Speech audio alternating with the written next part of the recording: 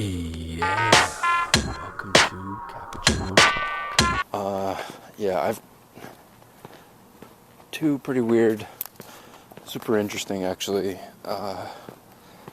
hunting stories. And they're both from when I was in New Zealand. When I was down there, I lived on kind of like a 5,000 acre, it's not kind of, I lived on it's fucking huge sheep farm, right? Excuse me. I was there, I was 17. I live in Alberta, which for Canada is the Texas of Canada. You know what I mean? We literally have a larger oil deposit than Texas does. And a lot of our economy is run by that. In Canada, you know, Canada's doing it right with that shit. Like, yeah, you can complain, but it is nowhere as bad as the States. Like, holy fuck. Because how I know that is because I know how much taxes come from the oil company because they complain about it. But that's what it's supposed to fucking happen. You fucking idiots. You fucking corporate greedy bastards. Fuck you. We need to give, I mean, you know, we have a lot of oil, and actually oils might be going out in the next 10 years maybe, you know. But, so I'll just end it there. So, talking about fucking hunting. Alright. How the fuck did I get onto oil? Like, oh man, I need to stop watching the news or something. Alright. Alright, so here we go.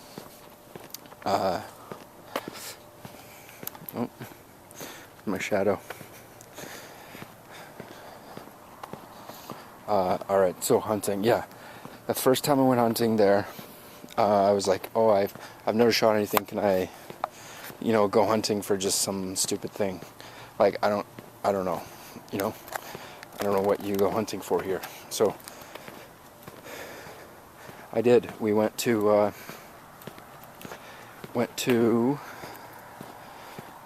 this place, and it was like literally so fucking lame. I'm not gonna make this out to be like a manly hunting story, because it is not.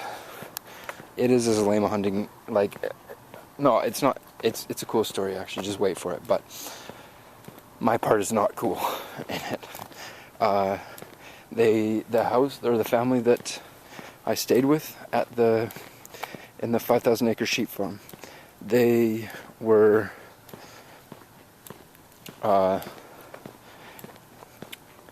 they had a son my age, which is, I think, most of the reason why I ended up staying with them. But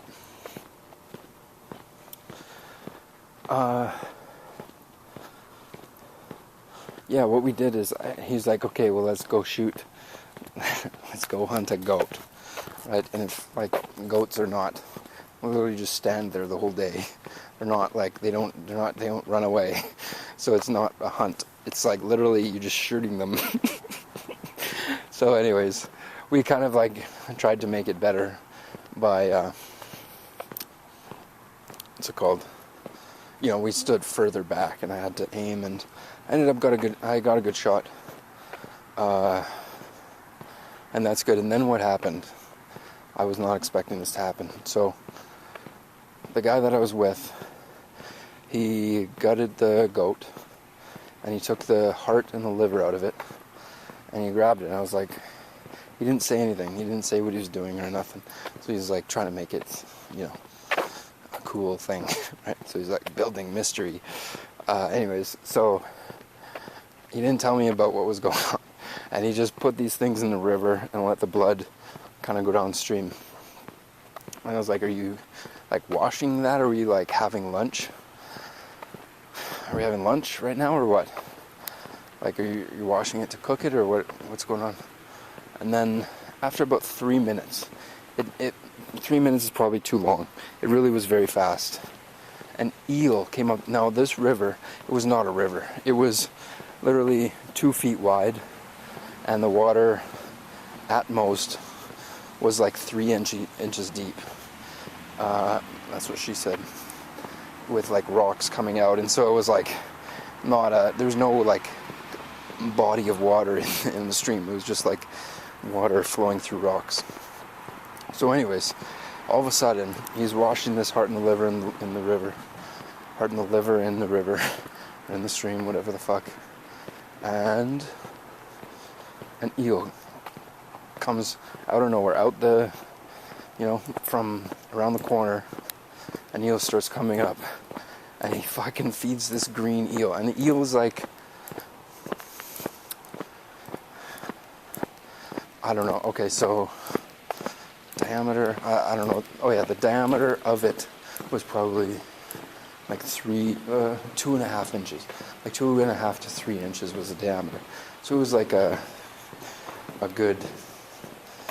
thick eel, and it was about 3 feet long. So it was like, I'd never seen an eel before. I was like, what the fuck?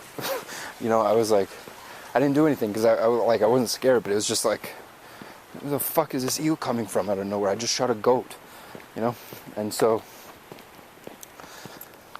he fed the heart and the liver to the eel, and that was pretty cool actually, because it was, whatever, because that's what we did.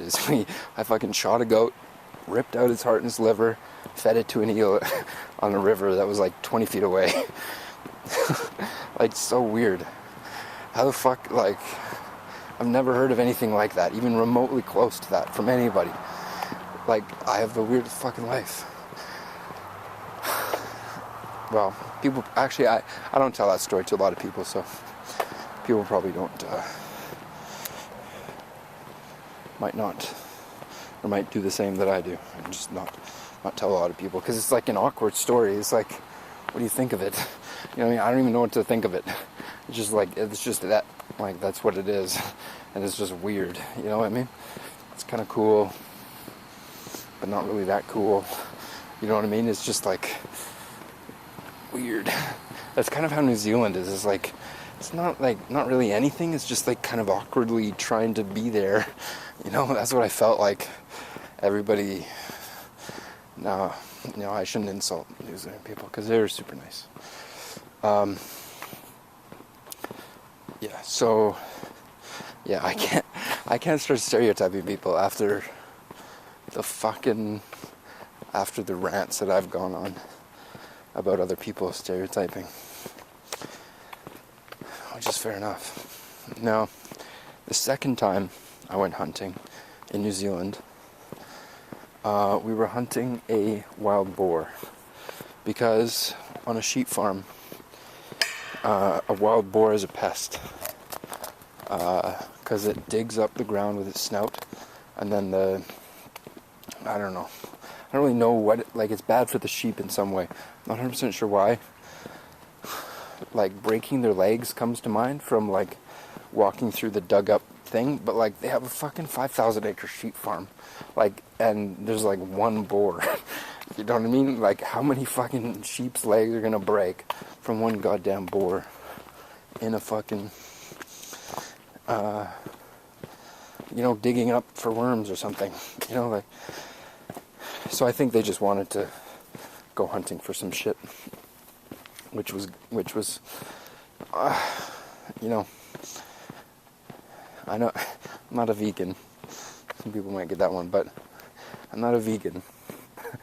And I do believe that if you kill something like that, you need to use it, because then it becomes natural. If you're just hunting to put it on your wall, then it's not natural. So we went boar hunting, and we woke up at 5 in the morning, didn't have breakfast, just went out and went. And how we do this is, or how they did this, how we did it is, and I'm not taking any credit for this, because I literally was just walking behind them. I didn't kill the boar, I didn't do anything. But yeah, so what we did was, we took I'm tired. We took a few dogs, and their jungle is like fucking tropical jungle. That shit's like the Amazon rainforest or something. Like it's more jungly than I thought it was going to be. And on their property they have like streams, and like it was like the most amazing. It was so amazing, really. So anyways, yeah, so we walk, like us three, we walk through the woods, and then we have 3 or 4 dogs around us. And what they do is they, as you know, I need to use my hand, as we're walking, the dogs like circle around us as we go, right? And so we wait for them to start barking, which means they found the boar. So these are boar hunting dogs, apparently, or something. I don't know, like how they train these dogs to do it, but it was so effective. Like it was super effective. So what happened was, we literally walked through the jungle for like 2.5 hours, and it wasn't that bad. It was like cool. It was, you know, whatever. I think I was in pretty good shape at that time, and I'm in pretty good shape right now. I gained a little bit of weight, but I'm pretty good. I'm like 5'10", and 165, I think. So it's not bad. That's honestly why. No, that's not why I go on these walks, but it's part of the reason. Anyways, so yeah, we were going through the jungle 3-4 hours. Dogs circling us. They start barking. We go up to them. The dogs found the boar in like a little home or whatever the fuck, you know, like a little burrow, dugout. I don't know what to call it, but yeah. So they circled the boar in that, and it was a female boar, so it had no tusks. And the farmhand that was, it was me and their son and the farmhand, excuse me, who were doing this. Excuse me. That subway's coming back up. Not really, in air form. That's pretty fucking gross. But so yeah, the dog circled it, and the farmhand just jumped on the boar, slit its throat, and then that was it. You know, I was a part of it. I didn't participate in any of it because that's a good thing. I had no fucking. I would not know what to do, but it was cool. And they made bacon out of it. They skinned it. They did the whole fucking thing. Made some bacon. We ate some bacon. It was delicious. And it was a huge boar, actually. We gutted it. And after it was gutted, like no internal organs, it weighed 200 kilograms. Like, that is a fucking big animal. I don't even weigh 100 kilograms. You know? And so gutted and 200 kilograms? That's nuts. So yeah, that was a cool thing. Like, I really don't have any desire to, like, go out hunting right now for no reason, you know? Like, there's nothing, I didn't never think about that. But it was still cool to, fuck, I'm tired. It was still cool to, be able to do that. Yeah. So yeah, thanks for watching, guys. Let me know what you think about my fucking weird hunting stories. Let me know if you guys have any hunting stories, or if, or let me know what you think of mine, and hit the fuck out of that like button.